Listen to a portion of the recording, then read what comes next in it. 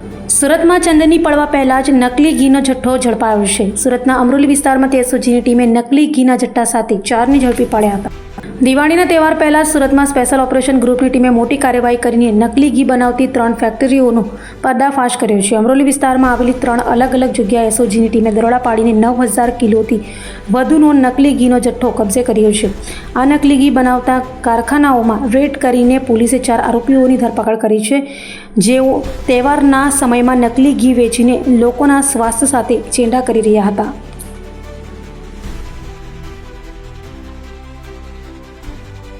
માનનીય police commissioner સાહેબ દ્વારા દિવાળીના પર્વ જે અત્યારે આવી રહ્યો છે એના અનુસંધાને એક સ્પેશિયલ ડ્રાઈવ ગોઠવવામાં આવી હતી।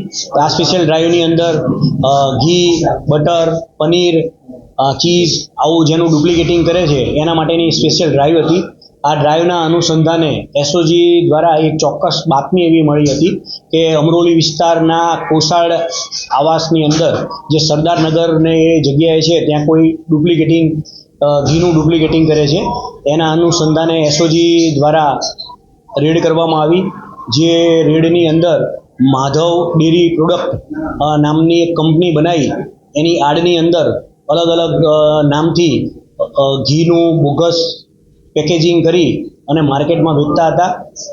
એના દ્વારા અમે વધારે પૂછપરછ કરતા અમને એવું જાણવા મળ્યું કે કોસાડની અંદર જ બીજું ઈવા ઈબ્રો કરીને છે, ત્યાં કોસાડની અંદર જ ત્યાં બીજી જગ્યાએ તુરંત અમે રેડ કરી તો ત્યાંથી પણ મોટા પ્રમાણમાં મોટા જથ્થાની અંદર એક ફેક્ટરી પકડી આવી।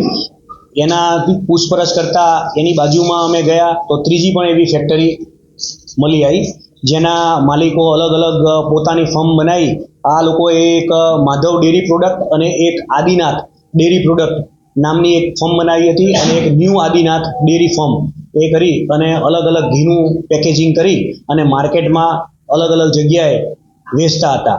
આ જે કંપની જે ઘીની ફેક્ટરી છે એના માલિકોના નામ છે જયેશ કુમાર રમેશચંદ્ર મહેસુરિયા, એક અંકિત ટેકચંદ પંચીવાલા, સુમિત જયેશભાઈ મહેસુરિયા અને દિનેશભાઈ તેજાજી ગેહલોત।